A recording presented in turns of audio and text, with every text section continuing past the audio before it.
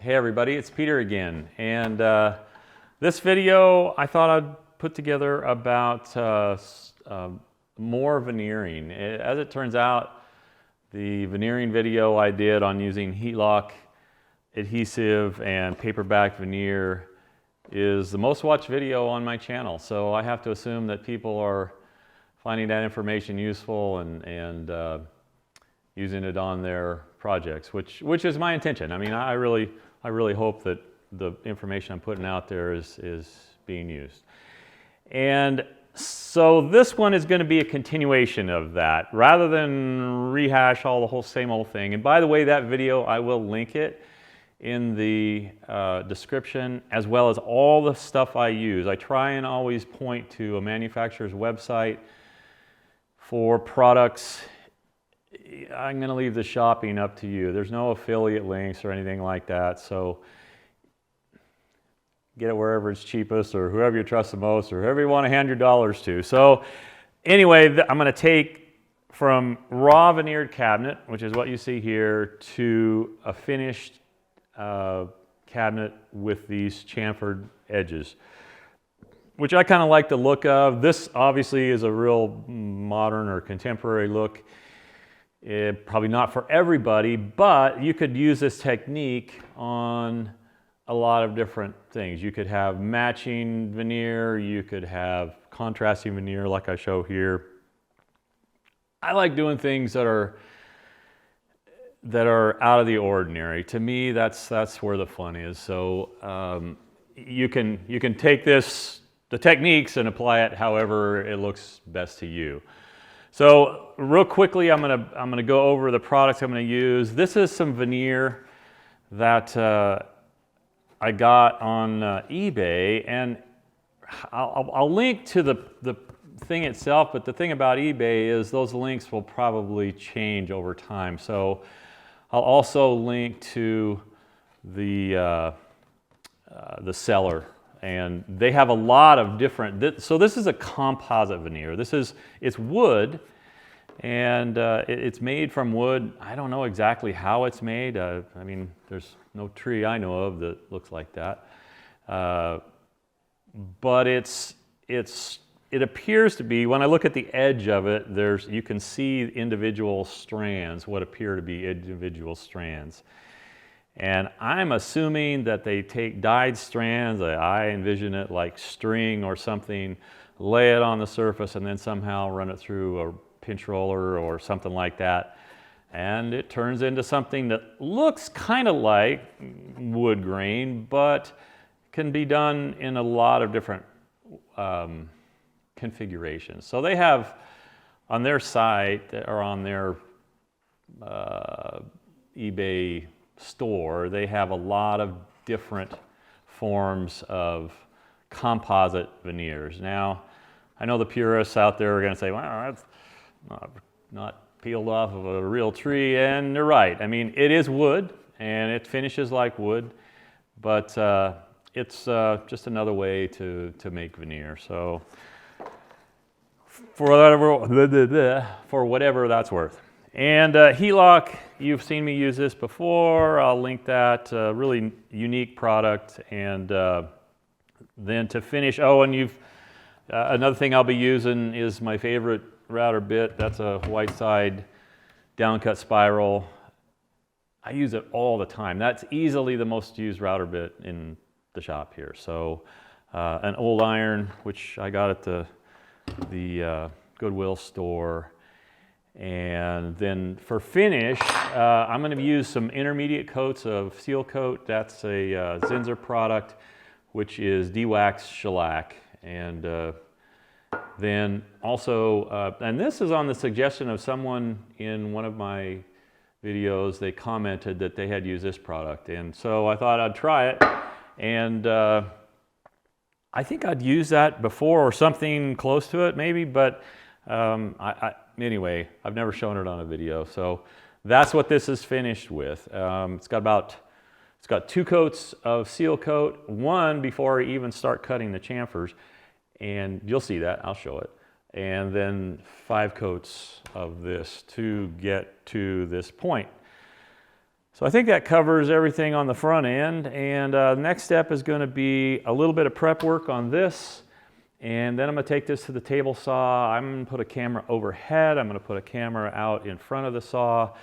I'm going to be using a technique where I tip the blade into a sacrificial fence, and what that does is make it so that it can't go any deeper into the chamfer than is already set up. So it's pretty hard to mess up that way. There is an inherent potential there for kickbacks of the pieces you cut off, and if that bothers you, if that scares you, then I'd say use a router table, do something else. I've done it a lot, and I will tell you that my table saw is set up very accurately. I use a sharp blade. It's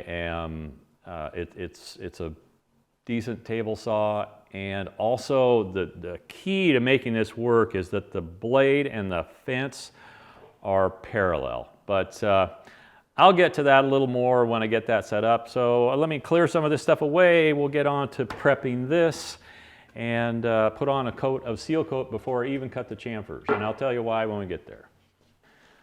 Alrighty, here we are at step 2. And what I'm going to do here, now again, if you see me using things that I'm not describing real well, it probably would mean that you haven't watched the other video. So I'm really fond of using a file on veneer edges, and it just works better than sandpaper. So what I want to do, this is all square edges. In the other video I showed a wrap where you do a side, front, side wrap, and in this case it doesn't matter. You don't want to go to that trouble because all those corners are going to be cut off anyway. But what I do want to do, so I've just run this on I just run it with a hand router and flush trimmed everything, which leaves a tiny edge. Any of you who have done this will know exactly what I'm talking about. If you haven't done it, you can feel it. And I just don't want that to get hung up on anything on the table saw or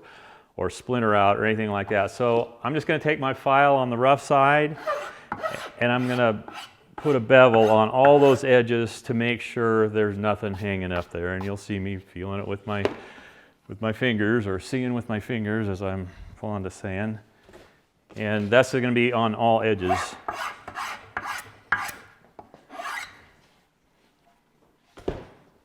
And this doesn't have to be precise because we're going to saw it all off. Just needs to be flush or a little beyond. So I'm putting about a, I don't know, maybe 10-degree bevel on there.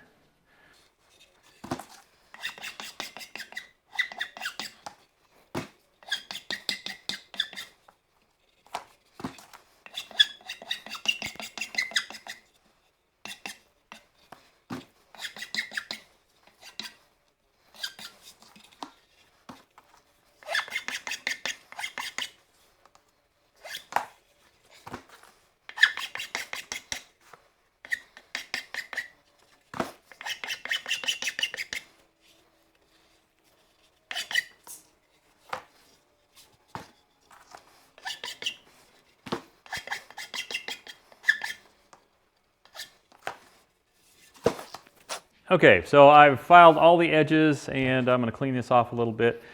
And then I'm going to put a coat of seal coat on here. This veneer, it is wood, but it's pretty soft. I don't know what the base wood is. I don't know anything about how it's manufactured. But if you take your fingernail and you can make a mark pretty easily. So it's not hard like oak or walnut or something like that.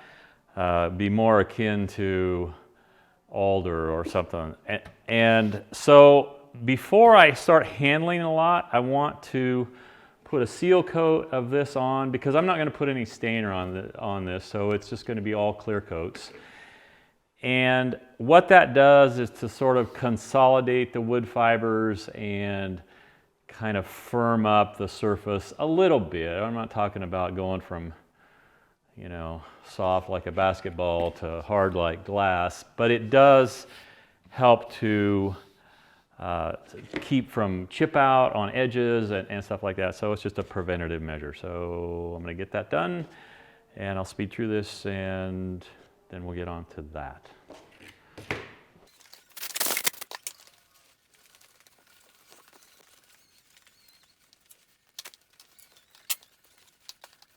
Okay, now time for a coat of seal coat. One nice thing about this is it can be used as a sanding sealer, but shellac in general is a really good barrier coat. So it dries fast, it dries pretty hard. That's actually the finish that I have on this workbench top, or work table top, or whatever you want to call it. And it's tough, so that's one of the reasons I like it. It's not the same as some sanding sealers. It doesn't sand quite as well, but in this case it doesn't matter. So I haven't sanded this cabinet at all. I just raw veneer, I fouled the edges, and now I'm going to put the seal coat on it. And this only has to dry about an hour to get to the point of being handleable. And this doesn't have to be, I'm using a cheapo brush and not good painting technique. All I really want to do is have it soak in to those fibers and consolidate them and stiffen them up a little bit, if that makes sense. And I don't know if you can see it from the camera, but as I do this, it's absorbing that pretty fast. And I'll put as much on there as it'll take. Can't get too much because I'm going to wipe off all the excess.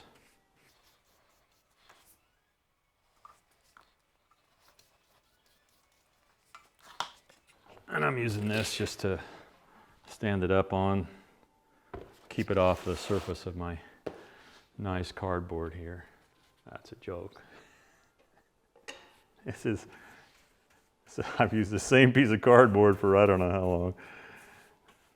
Maybe I should replace it one of these days.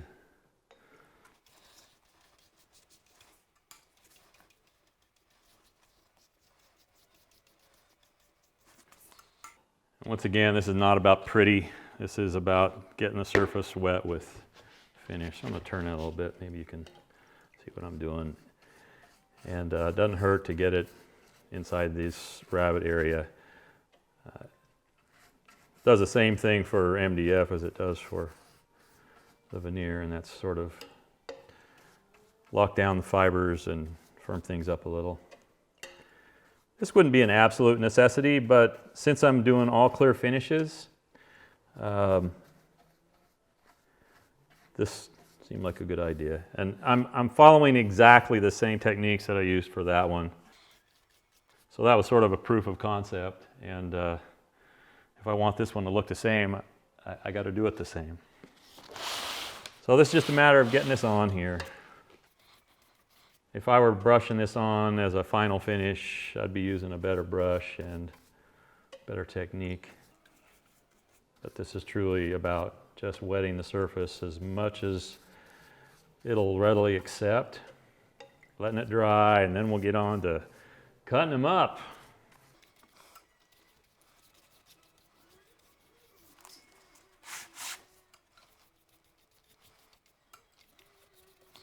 Being pretty sloppy, aren't I?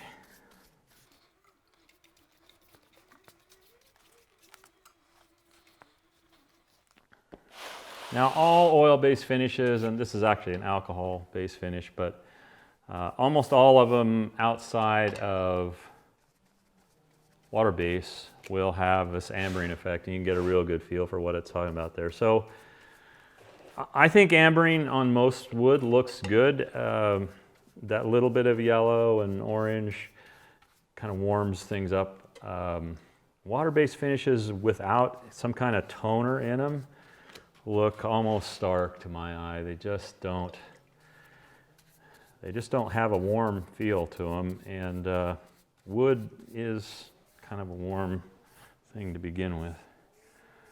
And that's me waxing philosophic, but now I'm just going to go over the whole thing once again, make sure I'm all wetted. You can't put too much on doing this. I mean, I guess you can get more than you need, but there's no prescribed amount.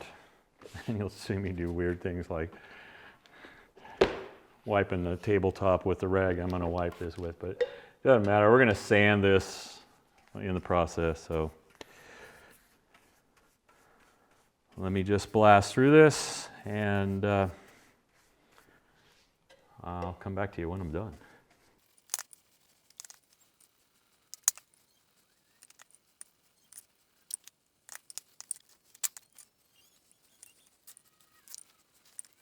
There I've got a wet coat on everything, gone over it 2 or 3 times, and because shellac dries pretty fast, I don't want to work it for half an hour or something like that. So at this point, I'm going to wipe off all the excess. And you can see that dries out really fast. Whatever this wood is, the base wood, I'm assuming they take some kind of wood fiber and process it in some way, and but it is really absorptive.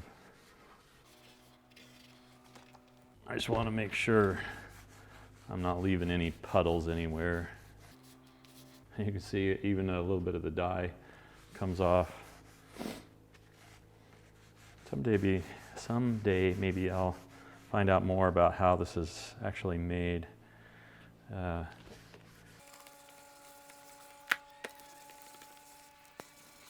I can tell you that as I'm wiping this off, I'm feeling that tack up a little bit. So it's a process you don't want to dawdle through. It's, I suppose, if there was a beauty and a curse to shellac, it would be that it dries fast, but that's good for a situation like this. So I'm just going to set that on my drying stand. And by the way, I modified this a little bit. Had some wire nuts. I was doing some overhead lighting here, and I thought, hey, that'd be a good point for that. So there's what you're seeing there is wire nuts.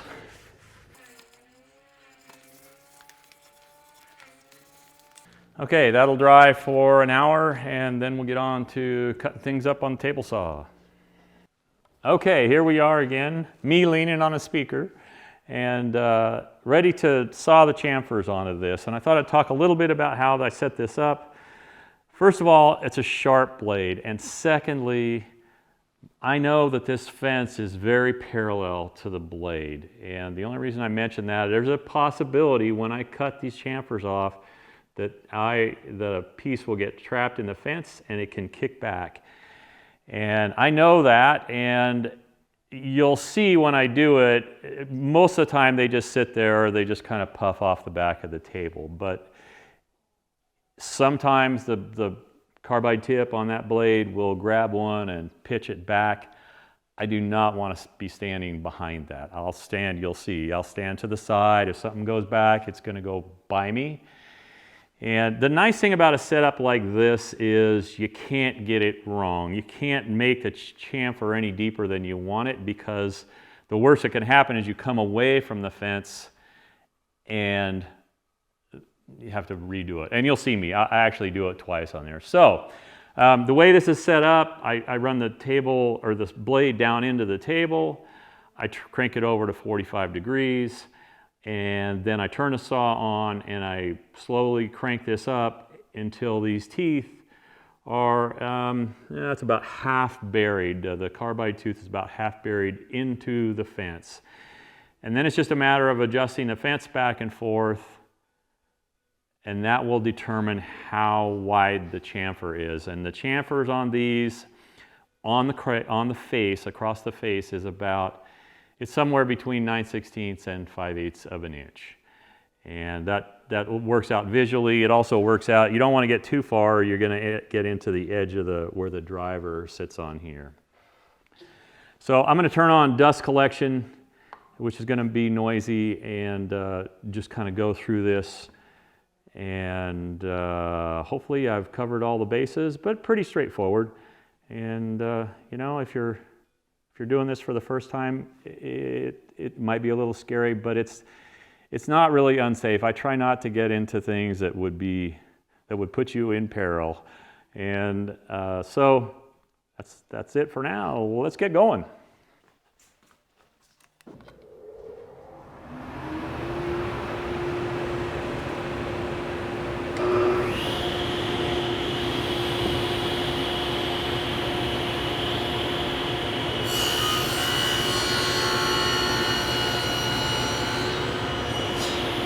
Oh, forgot something.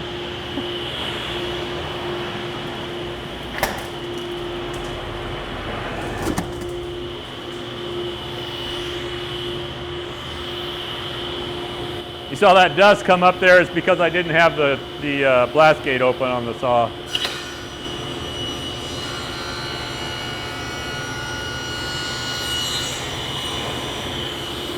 Now here's what I'm talking about right here. You'll see that piece, and it's going to kind of sneak its way out of there. I might help it a little bit. And I'm going to do one final pass to make sure I've got that all.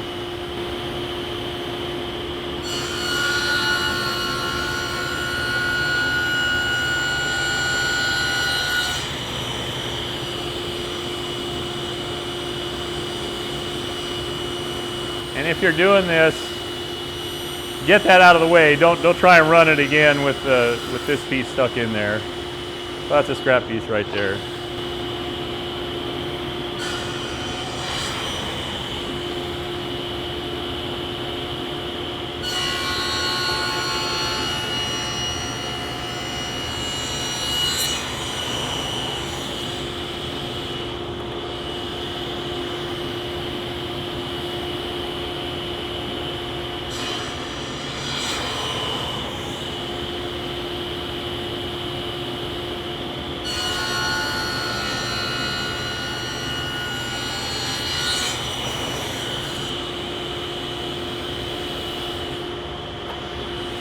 So there'll be 12 corners here, and I just did 4 of them. You can do 4 on a side.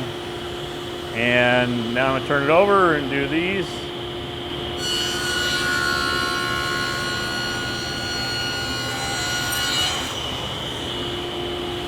And I don't know if the camera shows that up, but that piece just went out and onto the floor.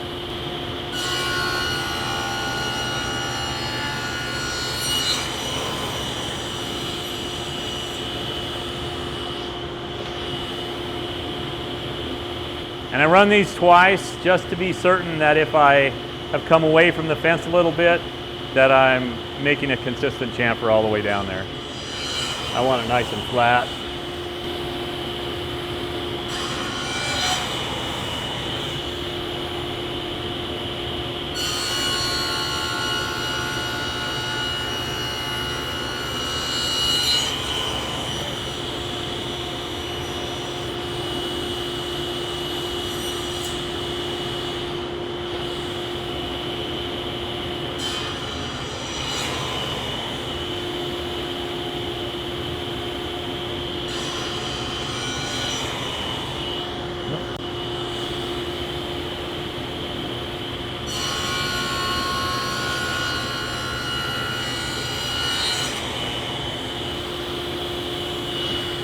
Okay, so 4 more to do, the top and the bottom, and got to sand the cabinet up to do those.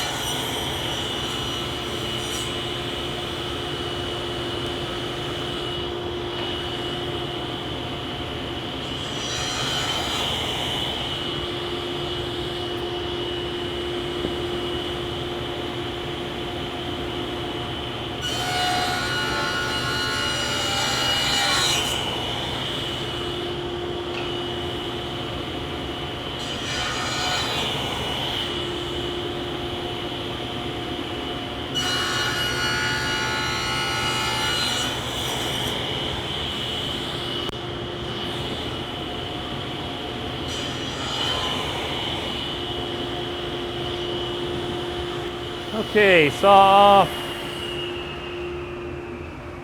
Dust collection off.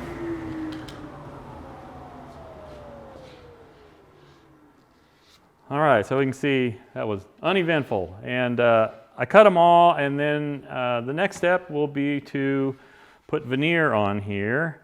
And we'll do it, I'll probably do it 4 sides at a time. You don't want intersecting pieces all at the same time. So you'll see how that works out when we get there. I'll see you next go. Okay, we are back to, what is this? Stage 3, I guess. And just got this off of the saw and cut those bevels, and now ready to begin the veneering. So what you're going to need for veneering, I covered this all in the other video. If you're unfamiliar with what I'm talking about, probably best to go back and look at that to know some of this stuff. Heat lock glue, which is a heat sensitive glue that you can apply with a plain old everyday iron. This is an iron that I use specifically for this, but it's just a plain old clothes iron. And a glue roller and masking tape you're going to need, and in my case you need glasses.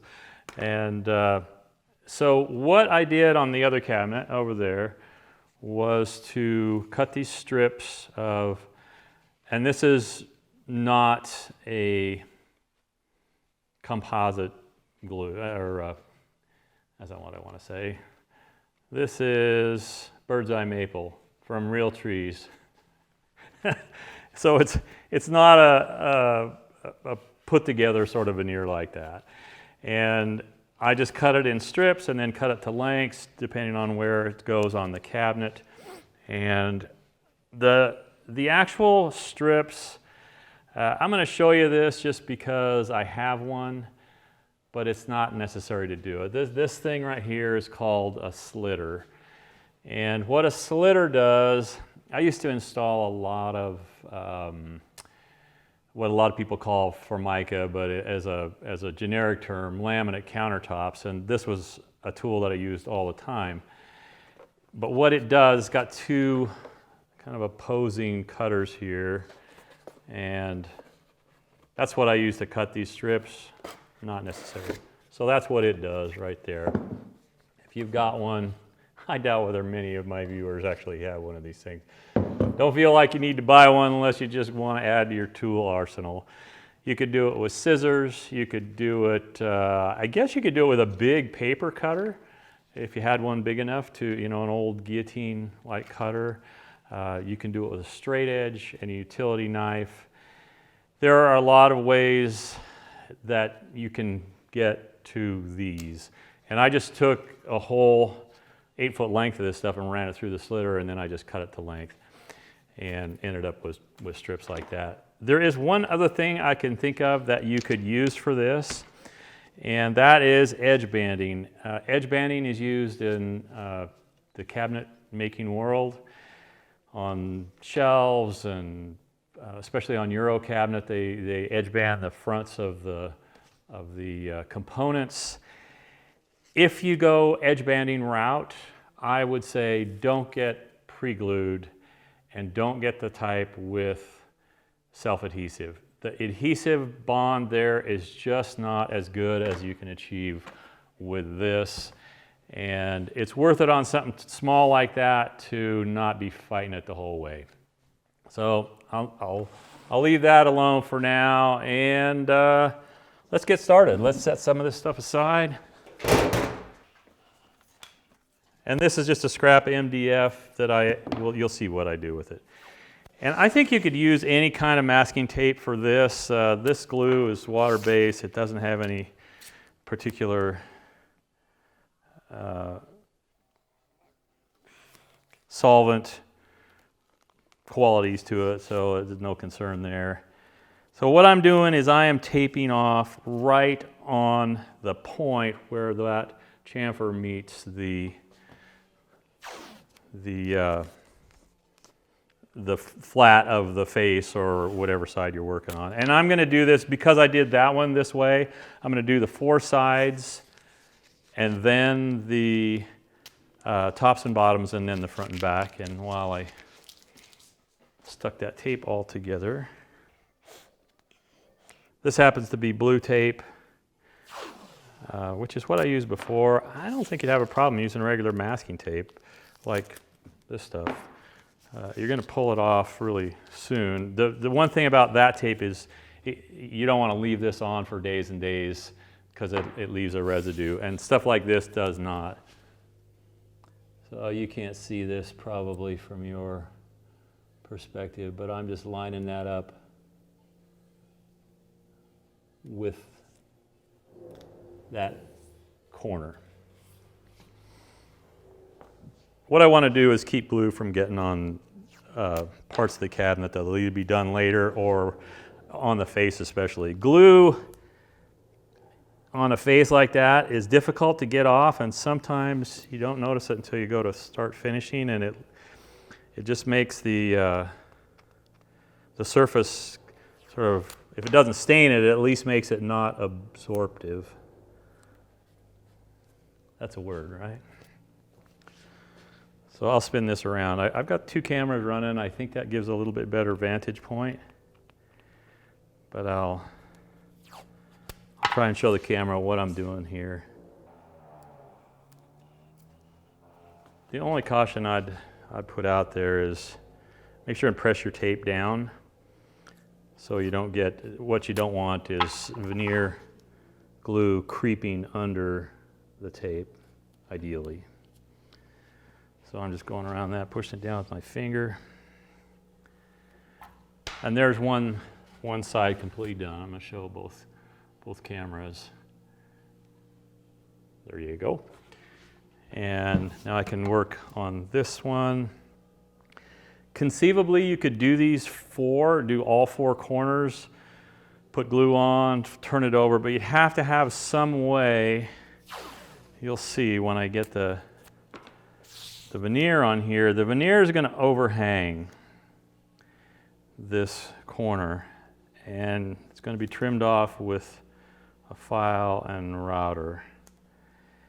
And if, sorry, I'm concentrating there. Now I lost my train of thought. Oh well.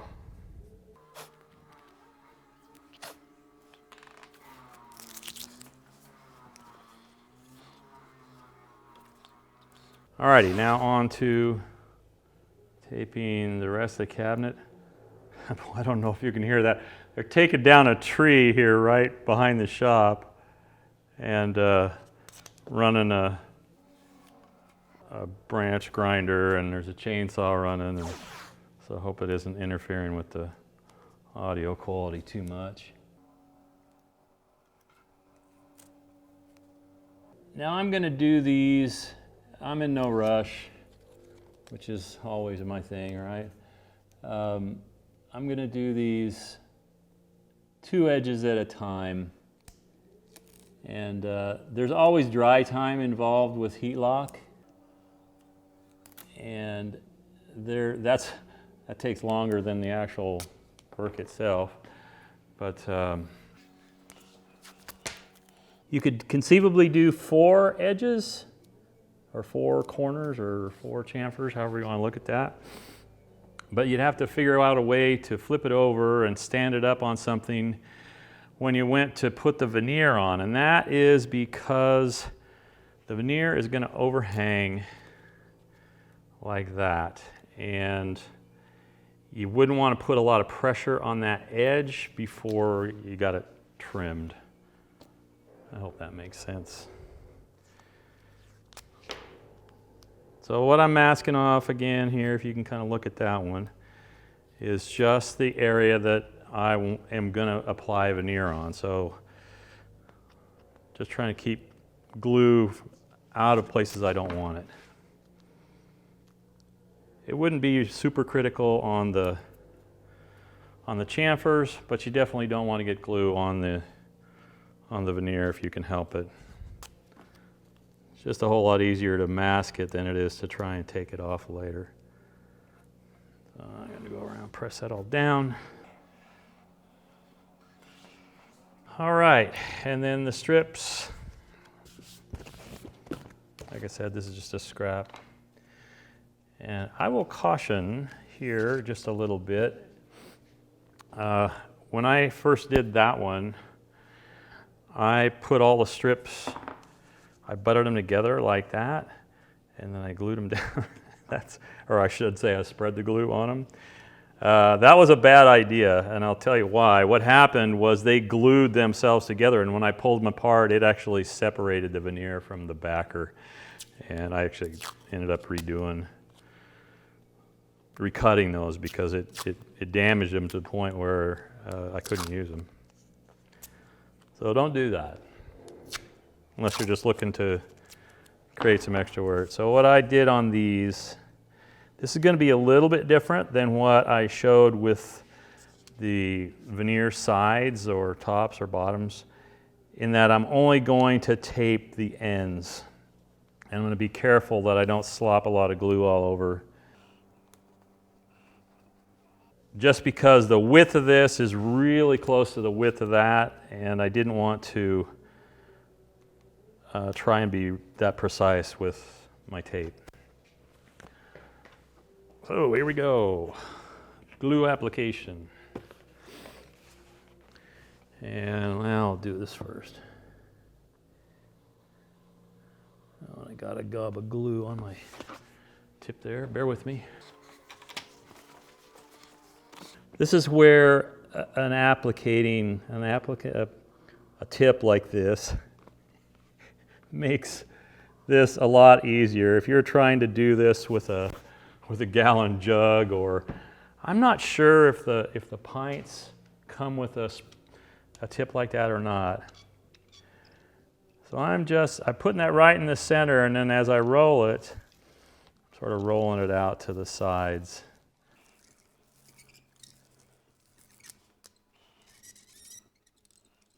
And in the instructions for heat lock, it does say that you might need 2 coats. And by and large, I try and get away with coating really well on 2 surfaces, and that has worked out fine. I have not had a problem that way. And here, same kind of a thing. I'm actually putting it pretty high on that bevel, so if it runs down, it will stay on the exposed MDF. And that's my roller squeaking. Needs a little lubrication, I'd say. Get that spread nice and even, and I'm going to do this from this side. Get my bucket out of the road, just so the camera can see it a little better.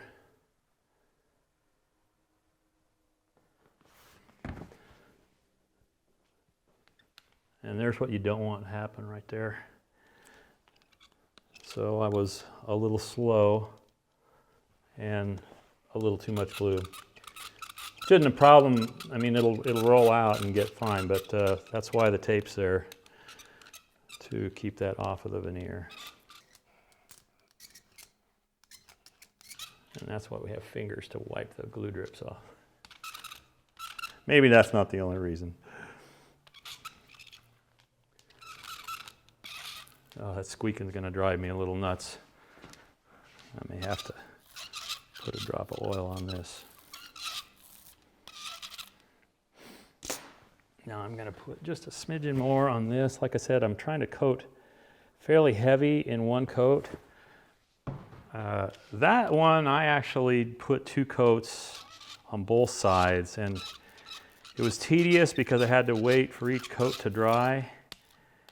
And so I'm kind of reverting to my other method of heavy coats, not necessarily 2 coats. And I think that flies in the face of the instructions a little bit, but I've done it enough that I feel confident doing it. So this goes in the bucket. Keep it from drying on the roller. And then this is going to dry, and I'll be back and we'll put those on, and I'll show you how I trim them with the router, which is a little bit unusual, and I think you'd want to feel pretty secure with a router in your hands, but not impossible. I mean, it's not a difficult job. So I'll see you after a while when the glue's dry.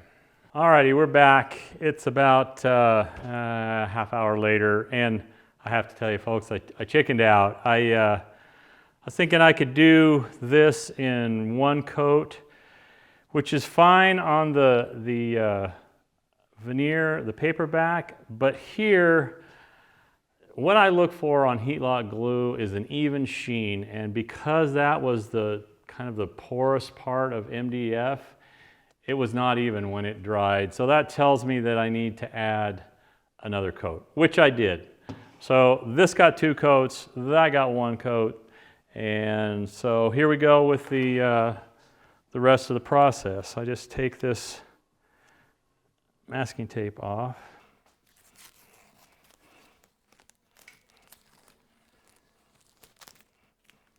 And hopefully you haven't glued that to the cabinet. It's I don't think I'd leave that on for a long time, but like I said, this has been about 30 minutes.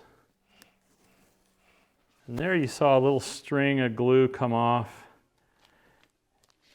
with the tape. I want to kind of keep your eye on that. And there you see it quite a bit right there. I don't know if that showed up, but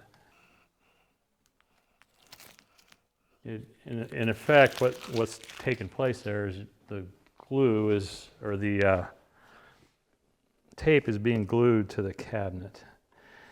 And if you were sure of the amount of glue you were putting on, then you could pull that off just a little ways into the drying process. And in this case, that would have been second coat. So this will be familiar to those of you who've watched the other video using the iron. I am changing it up a little bit. I'm not using paper or towel or anything between the veneer and the iron. Part of the reason I'm doing that is because maple's really hard and it's really burn resistant, I guess. And I want to be able to see what I'm doing really well. So I'm just careful that I don't dwell in any area for a long period of time. And the way I do this, let me see if I can get it for that camera. So I just hold it with one hand. First of all, you want to make sure you get it past the ends where the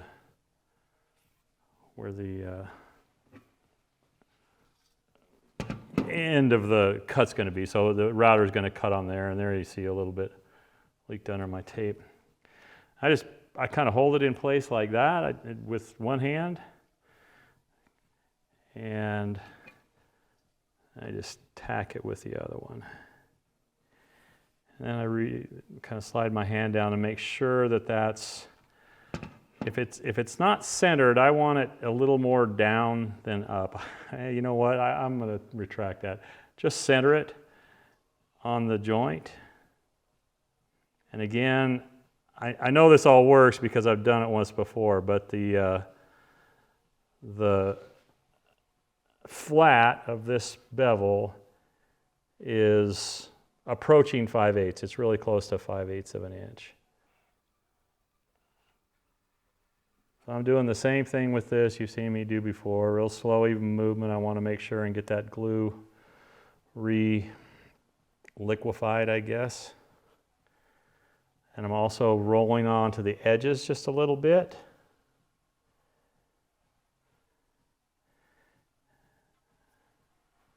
And then one final pass. And I've got this iron set on the cotton setting, which is pretty hot. And that's what there is to that.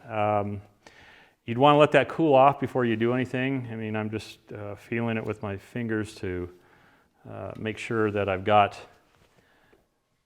it flat. I don't want any bumps in it. And that's always a key when using this stuff. I mean, You hear me say it again and again, but if you see things with your fingers, you can easily feel if there's a bump in there that needs to come out. A real slight bump would probably sand out, but you don't want to sand so far that you sand through the veneer. So once again, I'm getting that centered. Let's see if I can better get the angle of this. It was a concern for several people. They weren't seeing what I was doing in video, so I'm attempting to do some things here that make that a little more clear. The headcam GoPro, that was a little bit of a disappointment, not because things didn't work the way I thought they would, but the motion the way a GoPro works, it kind of damps motion internally, and it was truly not easy to watch. It was, and besides that, but getting the perspective right when the camera's above my head, on my forehead basically, was kind of tough. So I may mess around with that some more, but not today.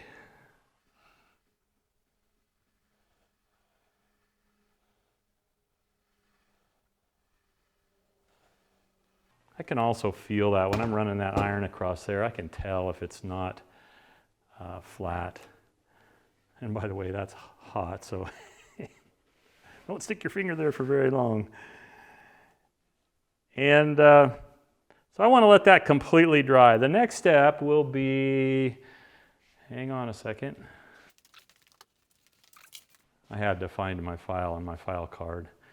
Again, refer to my other video. This file is unique in that it has a double cut side, a single cut side. It's a little coarser than a mill file, and it works really well on wood. There's another unique quality to this one that's true of many files, but not all of them, and that is that one edge has teeth on it to cut. The other edge is blank, or just there are no teeth there.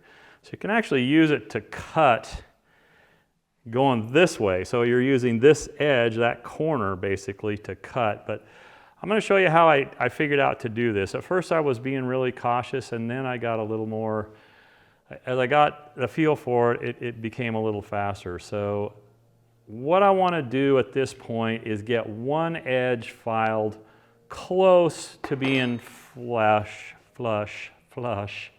with this surface. And then I'm going to run a router on it. And the effect that it has is, if I don't get this, let's say this stands 1/16 of an inch proud, what that's going to do is tilt my router maybe a degree or two. But when it comes to trimming something thin like that, it's just not a concern. And remember that none of this has been sanded, so there'll be a sanding step when this is all veneered, when all the corners are veneered, that will pretty much take care of any irregularity there and will certainly flatten that out. And that edge would be broken with a little sandpaper anyway. So let me just kind of show you what I'm doing here. And I almost wish I would have set this camera up over there because you could see it better, and I may do that later on. But so what I'm doing, I'm tilting that at a few degrees, and I'm just kind of sawing down that edge. And you don't want to go nuts here. You want to be conscious of how deep you're going, but essentially trying to just even that out so it's a flat surface all the way across it. If it stands up a little bit, and that's standing up about 1/16, it's not going to be a problem. And I proved this to myself because I was wondering about it, and this is a technique that I had not done before I did that cabinet. As you've probably figured out, a lot of my endeavors are sort of experimental. And this is where a file, I'm just really fond of using these with veneer because they just cut better and perform better than sandpaper or any other method I've found. So I take one kind of last stroke to sort of even that out, and then I grab my router. So I'm going to take one pass to trim this edge, and then I'm going to turn it over on its side and then trim this edge. And it actually works out, even though there's a little bit of a lip there, and that's going to have the effect of tipping my router. It's so little that it's just not a concern. I really, really did sweat a bullet over that because I didn't want to show something that was not repeatable. And the only thing you got to be concerned about here is that your cutting length is below this level right here. So I hope that camera can see that. I've got the bearings about 3/16 or a quarter below that edge. And this is going to be noisy, and I'm going to wear earmuffs, so this part will just be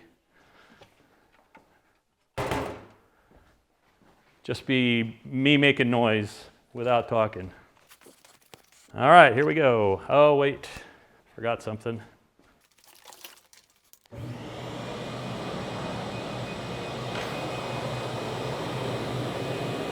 So if you're wondering what that noise is, this table I built I connect it to a vacuum. It actually pulls a little vacuum down through these slots you see.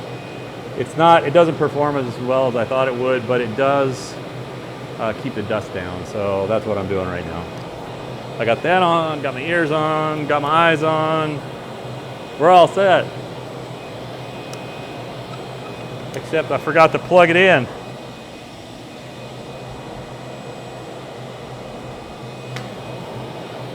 Try this.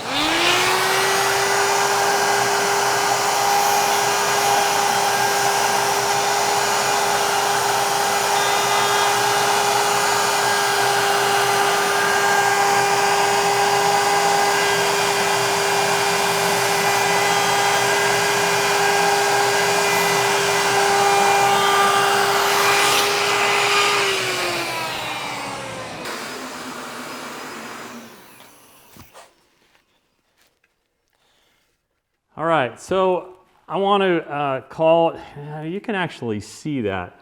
There's a line right there, and so that's the distance between the end of the cutter and the veneer. And I am actually canting that over. It's got to be less than a degree or two, but it like I said, when I go to sand it, that's going to be all sanded off anyway. And I'm going to sand it with a dual action sander. So let me do the other side, and we'll flip it over, do this. Oh, and one thing I forgot to point out here. So by setting the router deep enough to cut that, I can just roll that right around the corner because this is going to be my guide for the bearing. And then this will be the guide for the bearing going the other way. And so it's kind of a happy thing that you come around here, and all it's doing is changing where it's cutting on the cutter in terms of the height, but it trims the whole thing. More noise, less talk.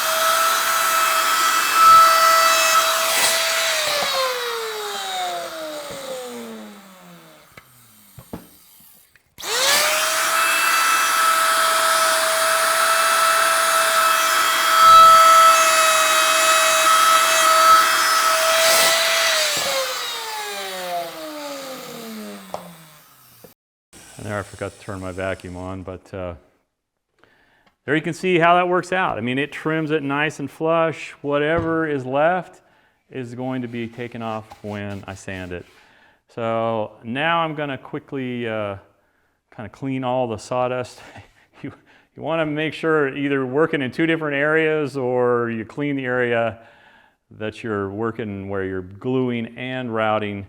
You don't want to get these little chips into your glue. That would be a problem. So bear with me just a minute and we'll get ready for this next side.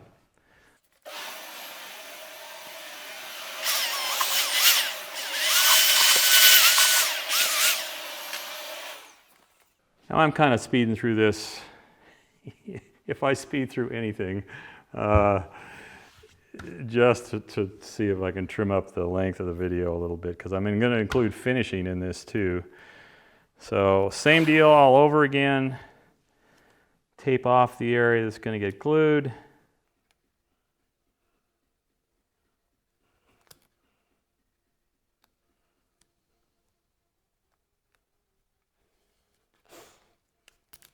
And again, you want that masking tape to be right on the point where these two meet, which is not going to be the edge of the veneer. Because the veneer is going this way, you're not putting it on this face.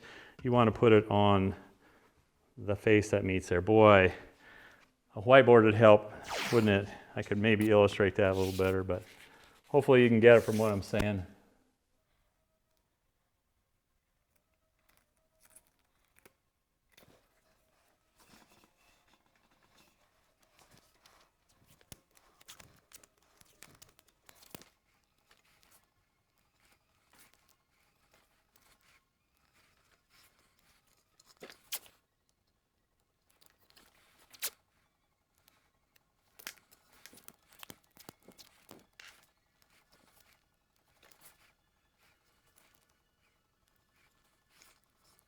Okay, once again, make sure your tape is down nice and tight.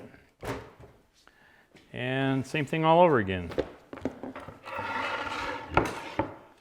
Oh, I bet that moved the camera.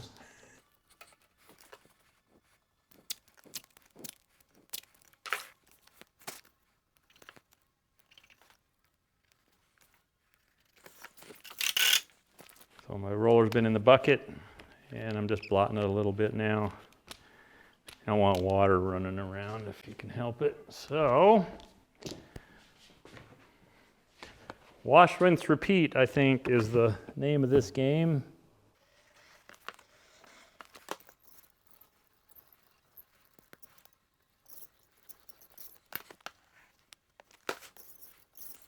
I forgot to oil my roller.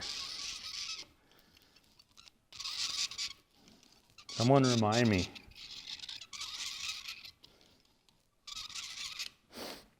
Now there, I'll point out something I got a little bit sloppy, and that has a potential to be a little bit of a problem because if I were to squash it down, it might get on the face of that. I don't think it'll be a problem in this case, but just something to look out for. Trying to give you some hints along the way here. So maybe it's a learn from my mistakes kind of thing.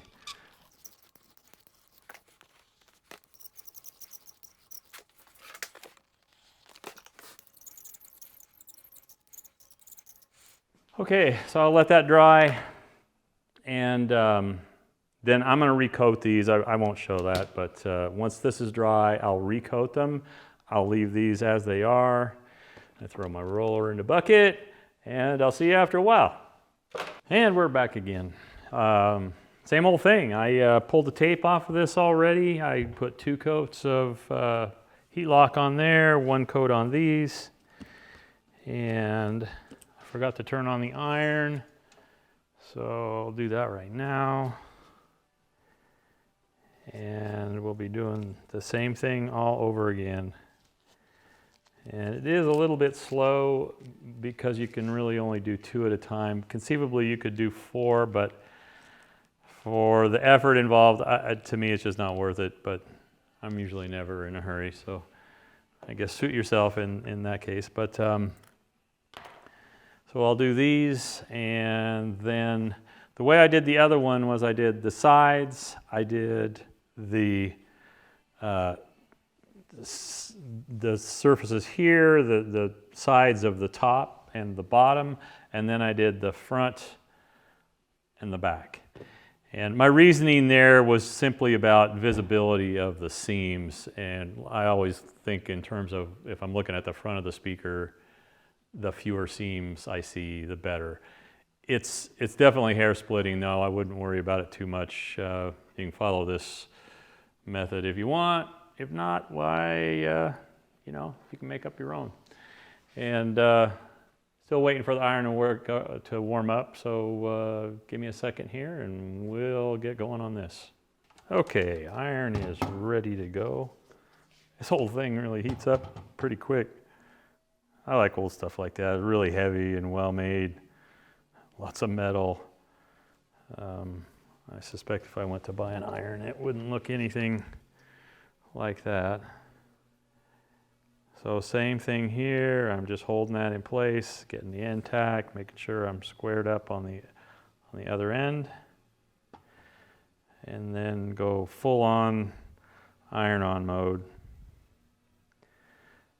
And if you've seen my other video, which I'd really, if you're looking at this and wishing you knew more about it, go to that one. It's really long and involved, and I talk about how this works a lot more. I'm trying to be sort of fast about how I'm doing this, not because I want to cut corners, but because I have a hard time sitting through an hour of someone's videos, much less 2. And my last video was 2 hours long. So anybody who's hanging in for that one, boy, good job. You might be doing more than I'd care to do, but not to say there's not something good there, but I know it's long, and I'm doing what I can to sort of trim things up, but still give all the information I think is relevant.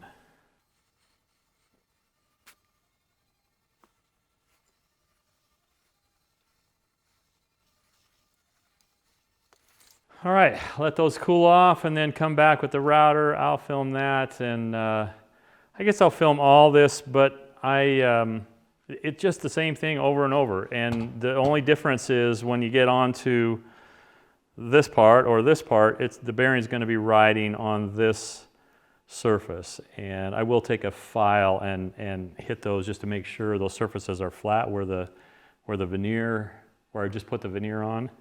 Did that make sense? And you'll see. I'll show you that part when we get there.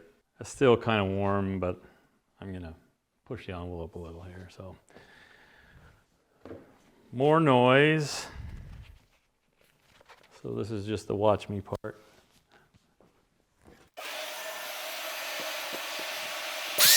I forgot a step. Back up. I'm getting ahead of myself. Late in the day. Maybe I'm tired. Want to be sure and hit the edge of that veneer and knock it down, get it real close to the flat of this surface. And admittedly, folks, I'm doing that by eyeball and feel. So if it seems cavalier, it's not because I don't care. It's because if you're doing this on your end, you'll get a feel for it too. And part of what's happening there is I'm actually kind of folding that veneer over. Not only am I taking a square edge that's square this direction and filing it flat, but because of the paper backing, it kind of wants to fold over on the surface. And when I first did the other one, I actually attempted to file that down flat, and it worked, but it was slow. So I tried this, and it does work. The only key is that you don't want that bearing hanging way down here someplace, because the further down it is, the more you're gonna cut into the base veneer as you trim it off. So 1/16 of an inch, 1/8 of an inch, plenty between the bearing. So that way your cutter is running just underneath that. Make sense? I hope it makes sense. If it doesn't, you can always ask a question in the comments, and I usually keep track of those and let people know if there's something, or you let me know if there's something I left out, and I can maybe fill in the blanks. There you You'll see me use a file card. Now I linked all this stuff in the other video. I'll probably link it again in this one just so people don't have to go nosing around if they don't want to. Now we get noisy.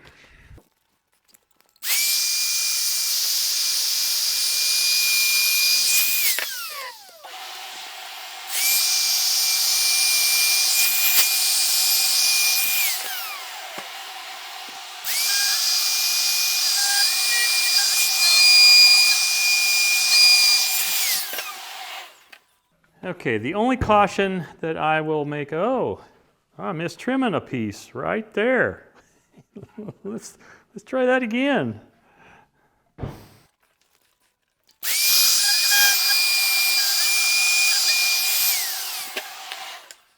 So don't do that. Well, I guess it wouldn't hurt. I just spaced it out. So the next thing I'm going to do is this edge, and then the last things will be this and this edge. And when I get to the places where I'm going to be intersecting, I would do the same thing if I were doing veneering like you watched in the other video. So I'm going to take my file and I'm going to go right across there. And this is something a file does better than anything I've found. Sanding blocks just aren't accurate enough. Sanding sponge would be a bad idea because it wants to conform to the surface. So I just want to make sure that's good and flat. So I'm doing that on every surface of that, I don't know, I'll call that a facet right there. So on this surface and this surface, and for this camera, this surface and this surface. So there's two on every one. And I'm just holding that flat on there and just dragging it across there. I think I said it in my other video, but this is not a common woodworking tool, but I found it to be really useful for stuff like this, for veneer work. But I use it a lot. I use these things all the time for all sorts of stuff. And I always see that with my fingers, make sure I'm nice and flat, and I'm not there.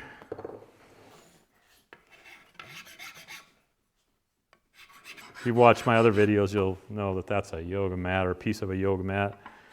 And they're kind of nice. I use them on my bench here, and I can spin things around on them, and yet they protect the surface. So a lot of goodness there, even if you're not using them for yoga. Okay, next up, we are going to turn on the vacuum and blow off all the sawdust.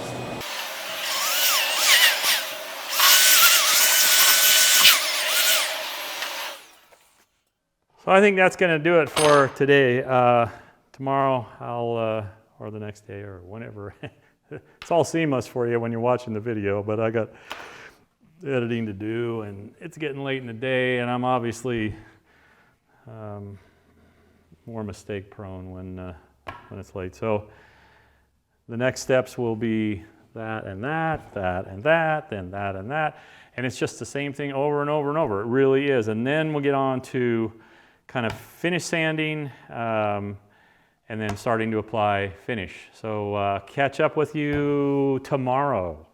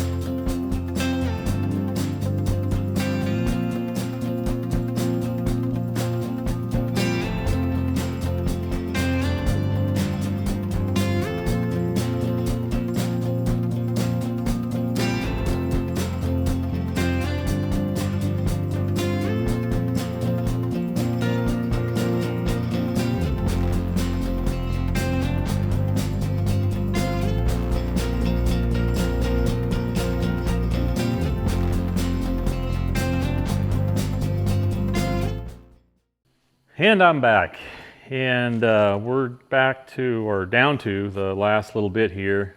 So I got the 2 top edges to do, and I thought I'd talk through a little bit of this. I don't know exactly how I'll edit all of the stuff I took in the process of doing all those chamfers, but one of the things I thought about I should probably explain. If you watched through that whole thing, you would have seen me take an air hose and blow onto these after I ironed them. I was just cooling them off. Just speeds things up a little bit. That's not a necessity. And so I don't think there was anything else in there that would raise any questions, but you tell me if there's something that I didn't explain well enough. Let me know, and I'll do it in the comments. I'm trying, well, it seems like I'm always trying new ways of doing things. I guess ideally I'd be able to take what's in my head and just put it into yours, but seems the only way to do that is to show you how I do it. And to back up a little bit, the reason I'd want that to cool off is the glue, it gets hard when it's dry, but it's in the process of drying or cooling off, it's still a little plastic, and I want that to be hard when I start routing on it particularly, but also when I run the file on it. And you might have seen me look like that as I was doing these, and what I found is if I look underneath there and watch that glue, it starts to bubble a little bit, and I take that as a sign that I'm hot enough to liquefy the glue again. And that's my own assessment. I have no science to prove that out, but it seems to work. Best I can tell you is that has been something that I've started doing about halfway through, I think, on that one, and realized that I can not just judge by guessing by golly, but also sort of visually see that I'm doing it right. Now I'm going to blow these off again. I shouldn't say blow them off. I should say blow them cool. I just want them cooled down from what they are right now. So I'll speed through this. That gets them nice and cool. They're still a little bit warm, but it'll work out. And now going to make some sawdust and some noise. So we'll turn all the vacuum on here and put on my earmuffs and make sawdust.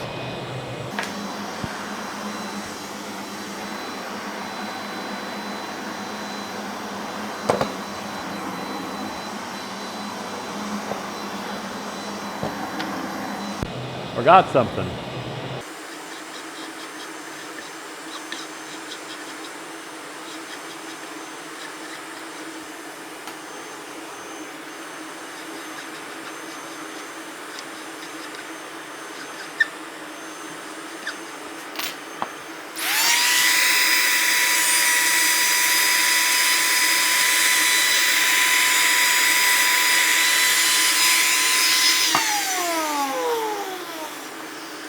The only reason I'm turning that is because I feel more comfortable with my right hand outboard, if that makes sense. Because I'm right-handed, that's probably why.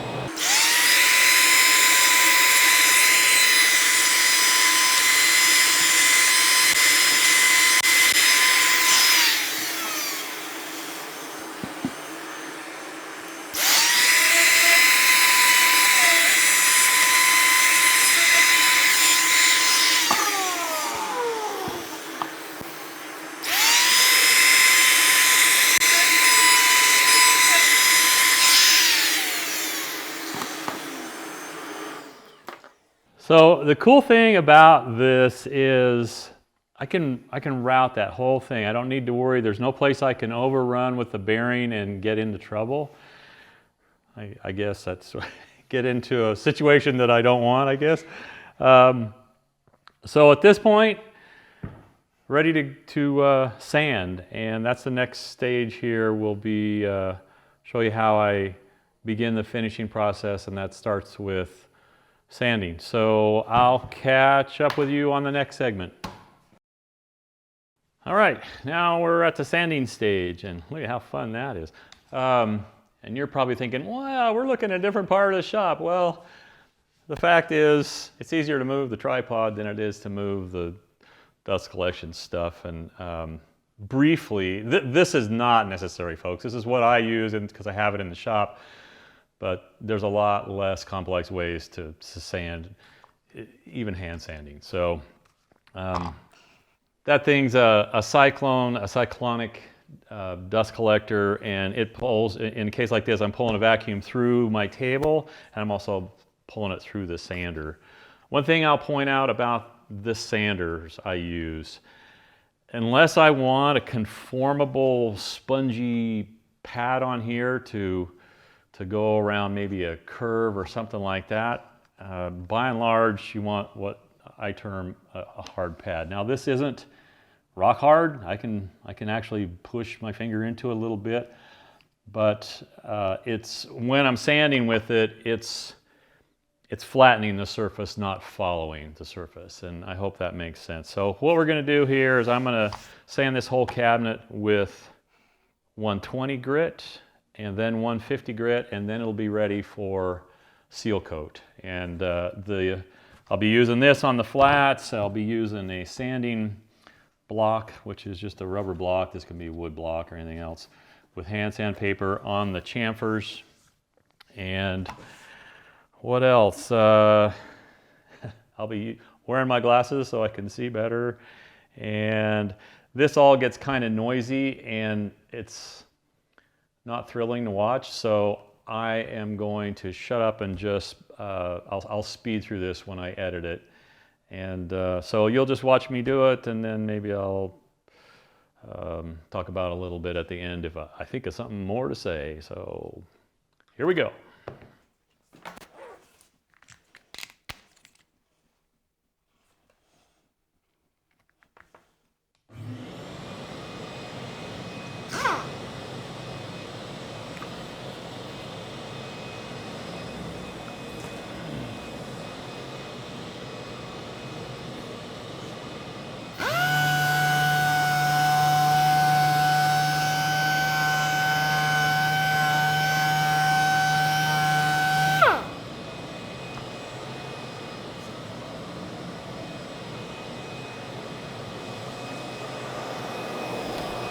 Forgot something.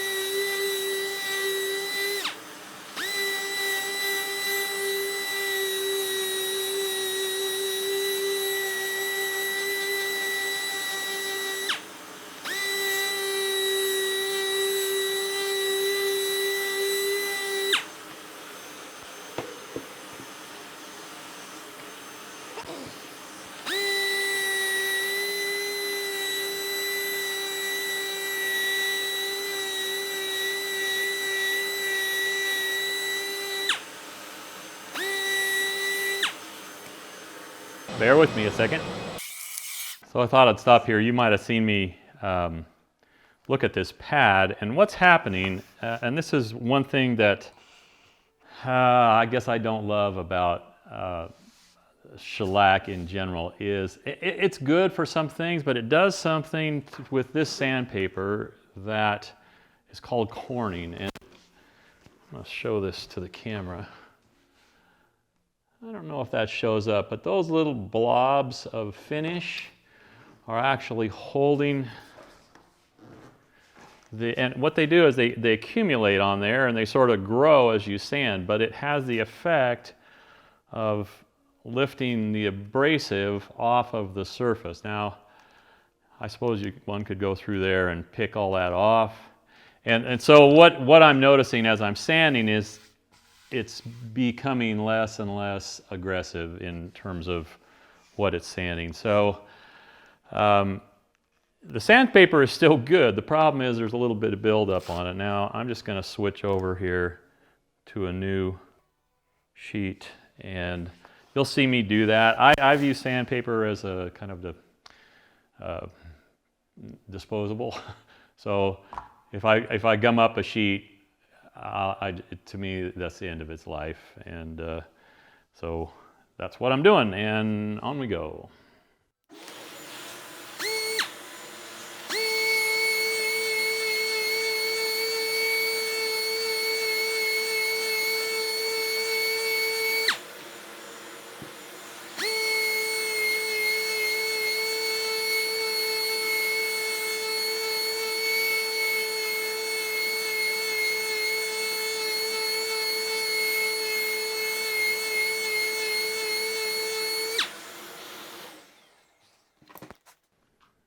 And there I can even see this is starting to do that. And that might be a combination. I've never used this veneer before, so it might be something about the way the glue is gluing that veneer together. I'm not sure, but anyway, I won't get too much into corning. If your sandpaper is becoming less effective, now this is actually sanding screen, but this happens with all types of sandpaper.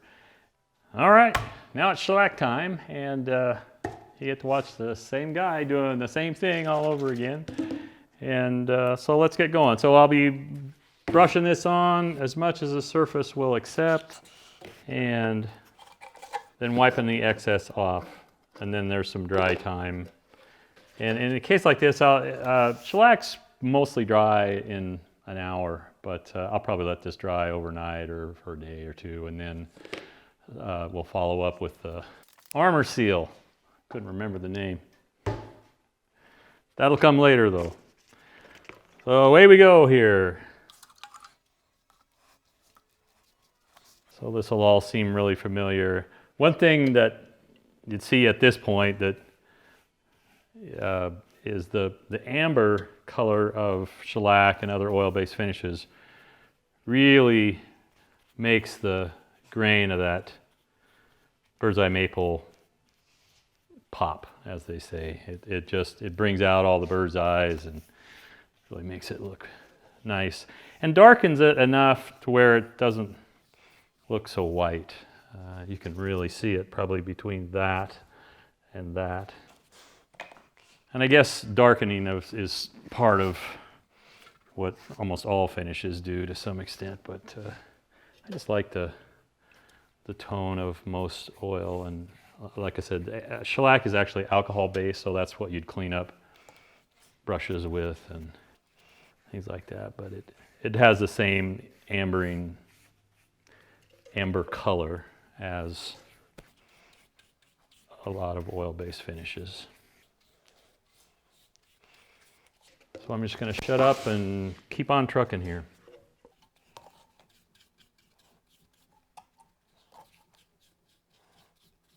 All right, it's now the next day.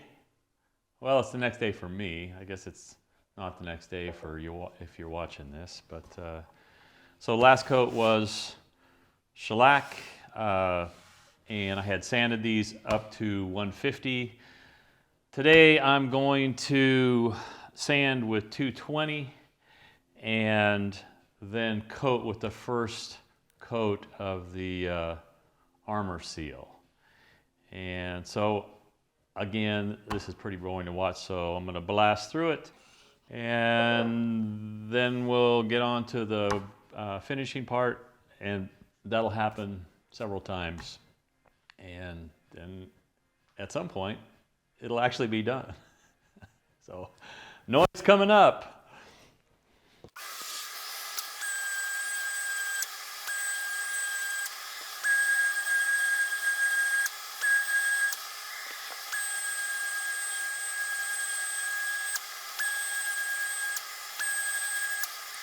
Okay, my paper's starting to corn up a little bit, and I did a little reading last night about why corning takes place on shellac, and I just assumed it was the shellac itself and the way that it, I don't know, it just gums up sandpaper.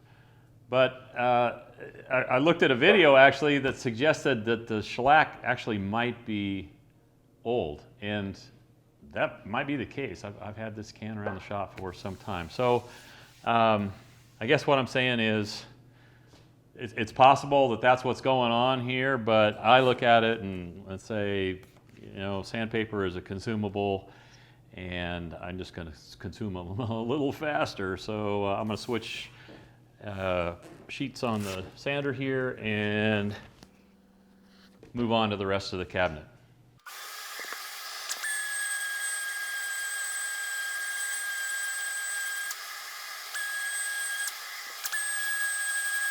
More corning.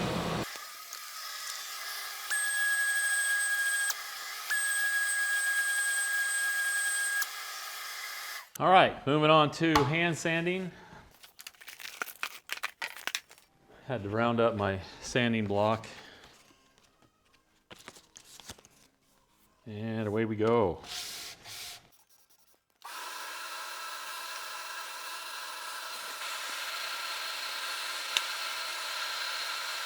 Okay, folks, here I am with my matching gloves and shirt, and it's been some weeks since I shot the last video here, and I realized I kind of boogered some stuff up when I went to edit, so hopefully this will kind of catch you back up. I think we finished up with sanding 240 on the last coat of de-waxed shellac, which is seal coat, and then I coated with a single coat of armor seal, and then this sat for a long time. So I think that part with the armor seal was the part of the video that I lost. So that kind of brings us up to speed. This cabinet has now been sanded with 320 all over the whole cabinet. I actually did it with a sanding sponge, and it didn't require a lot of sanding. It was pretty smooth because I machine sanded it before, and some paper, and then I hit the corners, the sharp edges, real lightly with a red Scotch-Brite. So it's been completely sanded. Now we're going to go on to putting on another coat of these, of this, and I'll wipe the majority of that off, and I'll do that twice more. I think I put 5 coats total on that cabinet over there. So here we go. And again, this doesn't need to be very pretty because we're just getting it on there. And then it's going to sit for a few minutes, and I'll wipe the majority of this off. That's what makes this kind of a finish easy, because it's you could apply this with a brush and let it flow out, but this is just easier. It just takes more coats to get coverage. So away I go. I'll shut up and you can just watch.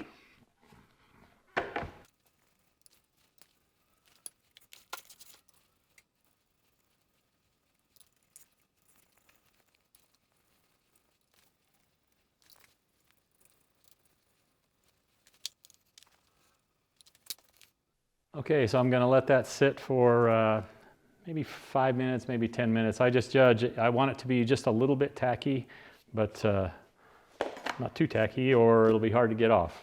So I'll be back. Now comes the wiping stage. So this has been sitting for not quite 10 minutes, probably closer to 5 or so. And I am just going to take the majority of that off. So we're leaving a really thin coat. I'm not rubbing it hard. I want to leave finish on there, but I don't want to leave any pools of finish. And by the way, I did get finish on my glasses, so I had to go take that off too. So I'm careful to be sure and wipe out that area where the tweeter goes. So I don't want any pools of finish anywhere. And the process of sanding and wiping on finish and wiping it off, actually these are really nice finish when you touch it in the end, they're real smooth. And you can get the same thing with spraying a little faster, but I'm trying to do finishes that you can do if you don't have spray equipment. So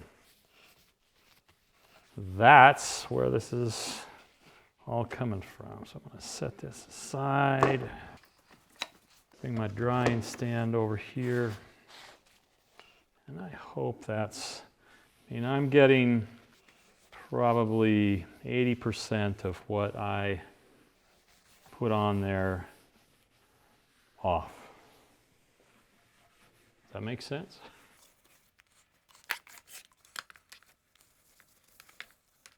This should probably need to be, or this maybe should be said, white rags are a good idea. Sometimes if you use colored rags, whatever's in the dye or however they colored it will actually come off as you wipe it. And unless you want your speakers colored some other color than this, or whatever you're doing, use white rags. This is just t-shirt material. On the last coat, I will do what's called a wet coat, which means I'll have more of the finish left on the surface. So it'd be something closer to what you'd get if you were spraying or even brushing and just leaving without wiping. All right, so I have been over that whole thing and I'm going to leave that to dry overnight and then do the same thing all over again. And I'll briefly hit that, and that's going to happen twice, and then the last coat will be a wet coat, and in the end it'll look like that one. Hey everybody, here we are back again. I have put one more coat on these, which means I have 2 more to go. One light coat, which I'll mostly wipe off, and one which I'll put on a heavier coat, what's called wet coating. And so right now I'm going to quickly scuff this. It's all smooth, so I'm not going to try and really sand it anymore. I just want to get some tooth on it for the next coat. And so I'm going to be using a red Scotch-Brite. I'm also going to be turning on my vacuum, so it's going to make some noise. I'm just going to blast right through this. You'll kind of watch it, see what I'm doing. And then we'll set up, coat it, wipe it, let it sit for another 24 hours. So I'll get back to you in a little bit.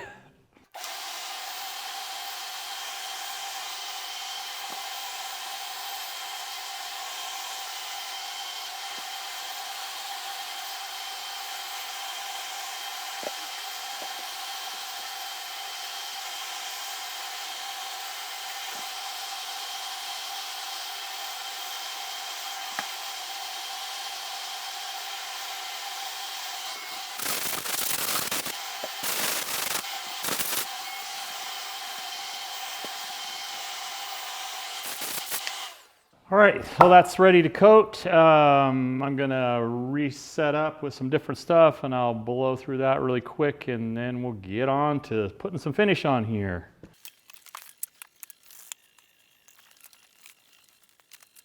Okay, here we go.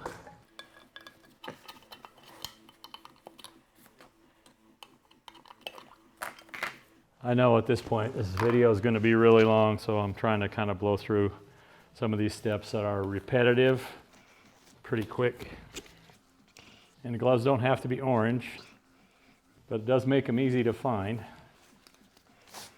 All right, let's get some finish on there. I think I might have mentioned this earlier. It's the first time I've used this finish. For the most part, I like it. And I think the key with all wipe on and wipe off finishes, you're going to have to build up several coats to get a good base. So you're just going to watch me do the same thing over here. I'll make it snappy when I edit.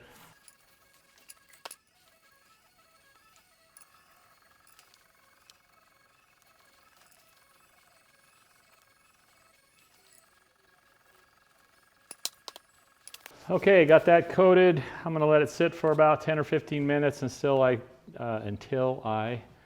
learn how to pronounce things. Until I feel that starting to get tacky, and then I'll wipe 85% of it off, maybe 86%.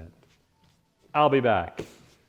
All right, it's been 10 minutes and 32 seconds, or something close to that. Anyway, here we go, wiping off. So I just usually do kind of get the bulk of it off, and then I go over and make sure I haven't got any puddles anywhere. This area right in here is real good for hold and finish, so I try and wipe that out really well. On this particular speaker, it's not important on this one because it's not recessed into the baffle. But like I said, I just kind of get the bulk of it off of everywhere. And then in this case, I'm finishing the bottom too. Flip it over and it comes with it. What do you know? Wipe that off a little bit. And that's just to get it up off the table so it's not sitting directly on the cardboard. And I'm not putting a lot of pressure on that. I think I've said that before. I might be repeating myself a lot. This is a big stretch between when I first started these and now when I'm finishing them, but and then it's about 24 hours between coats that I'm waiting, and it's fairly warm. It's spring now, so okay. So then up onto the stand, since I got the bottom wiped the way I want it, and one kind of quick once over because this was sort of wet, so it got some puddles on there. And I am wiping with if there's grain in this, it's the direction of the apparent grain, I guess you'd say. And we're golden, so that dries for 24 hours, and then I think that's the last of the light coats, and then I'm pretty sure it is. And then the next coat will be a wet coat, and that will be a final one. And so this will actually be done, except for building the rest of the speaker, which I don't know when that might happen. So I'll catch up to you for you an instant, for me a day. Bye. Alrighty, folks. I am back and you are back in the saddle, and this has been drying for about 24 hours, and so we're on to the last coat. And boy, this is going to seem really disjointed, I'm afraid,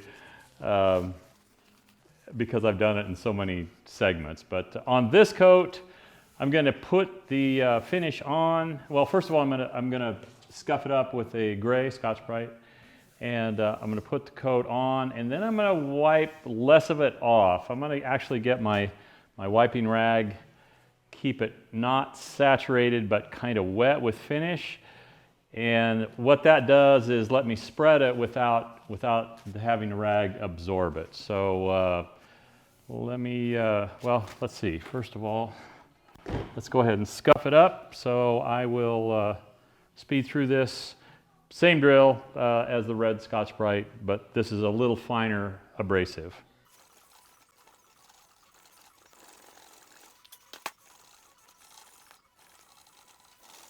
And I'm actually putting quite a bit of pressure on this. The difference between this and the red Scotch-Brite is, again, the grade of abrasive, and I want to scuff this really good, but I don't want to scratch it as deep as the red would. And the reason I'd want to scuff it is so that my next coat gets a good what they call tooth, which means there's something for it to kind of latch onto mechanically. Because most oil finishes need some sort of a scratch pattern to be able to latch on to the prior coat. And this could be done with sandpaper, I suppose, 320 or so. I just find it a little easier at this stage. I don't have anything to really sand down. I'm just putting a scratch pattern in there. It's really smooth. You don't know that, but trust me, it's smooth.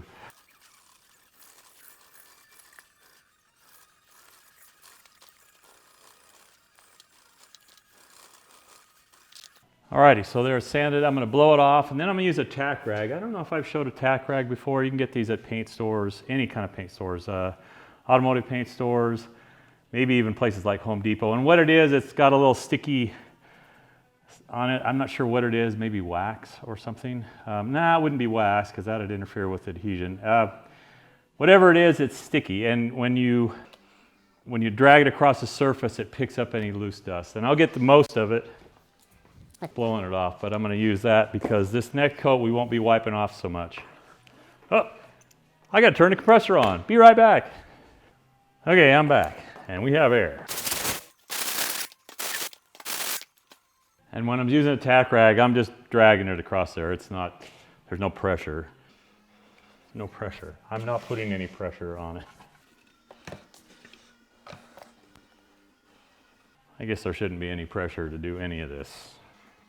It should be fun, right?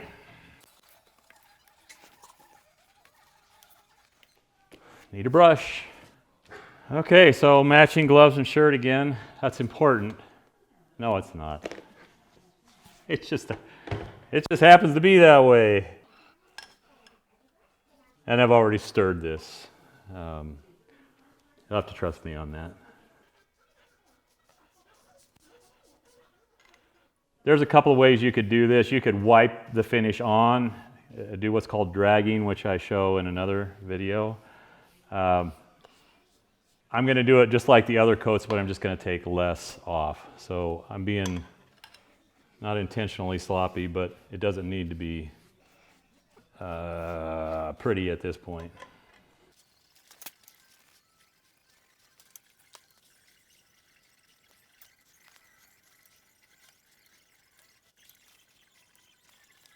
Looks like I got that all wetted, and obviously if I was brushing this on and leaving it with a brush, I wouldn't be using a cheapo chip brush and it wouldn't be going so fast. This actually introduces a fair amount of air bubbles, but not to worry, we're not going that route.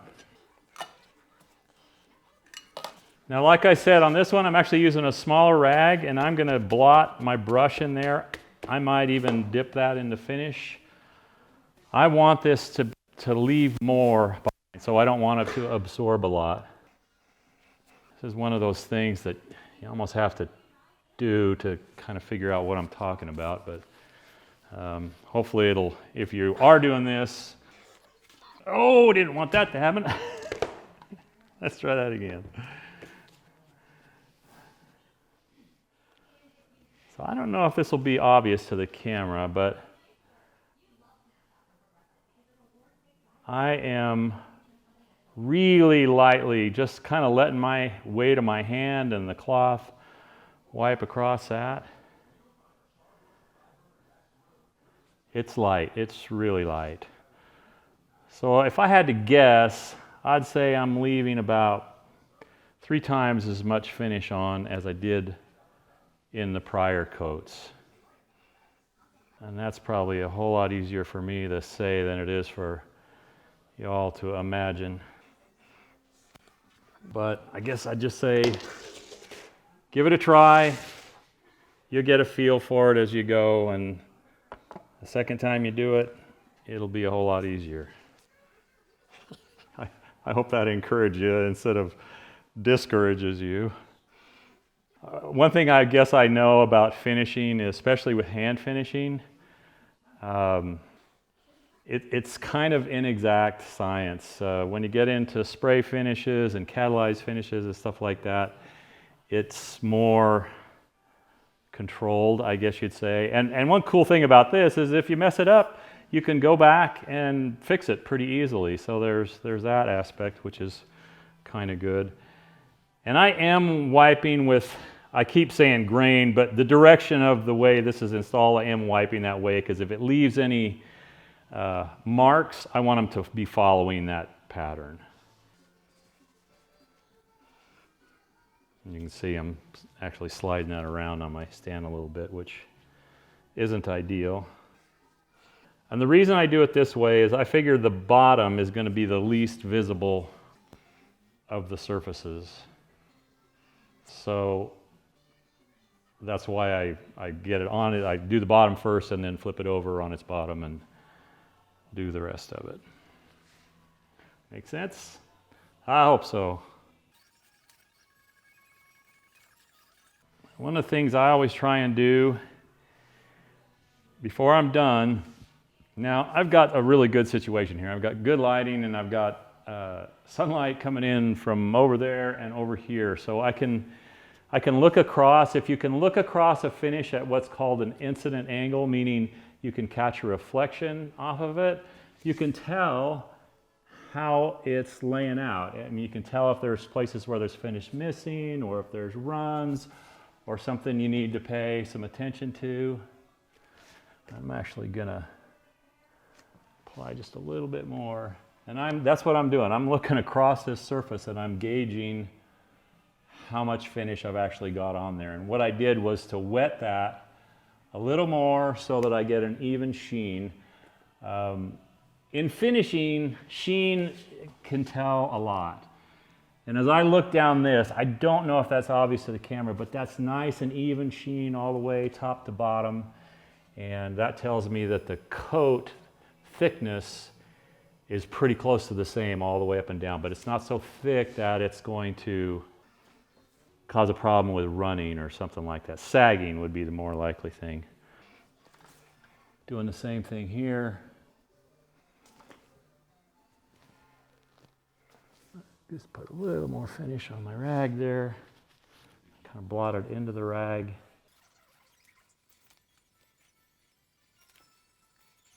I'll put just a little bit more on the top. And because this is horizontal, this can be a little bit wetter. And this is going to be the surface that reflects the most light, because in a room setting you have overhead lights or light reflected off a ceiling or something, and there's less chance of sags and runs on a horizontal surface, so it can be a little bit heavier here.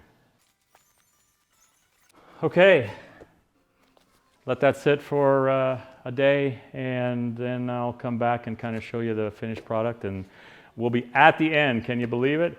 So I guess maybe I should explain a little from my standpoint, or the way I look at it, I guess. Finishing is probably at least 50% of the time of building something like this, and sometimes even more. So I think often it's looked at in the woodworking community as something to get done at the end, like you spend 3 days building something and then you spend 2 hours finishing it.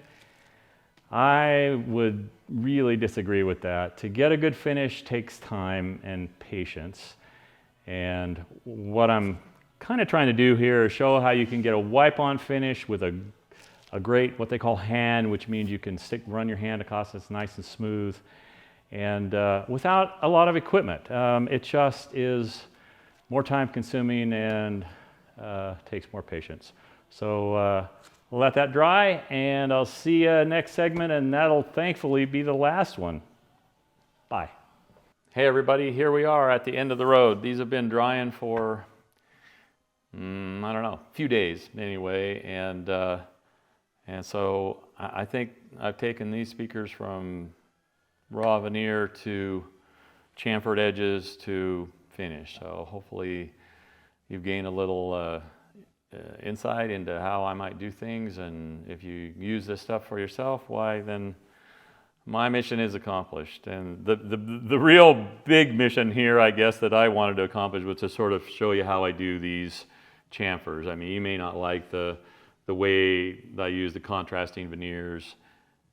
Might not be your cup of tea, but you could utilize this same technique in a lot of different ways. And so there was kind of the main thrust of what I was doing, and I think they turned out pretty nice.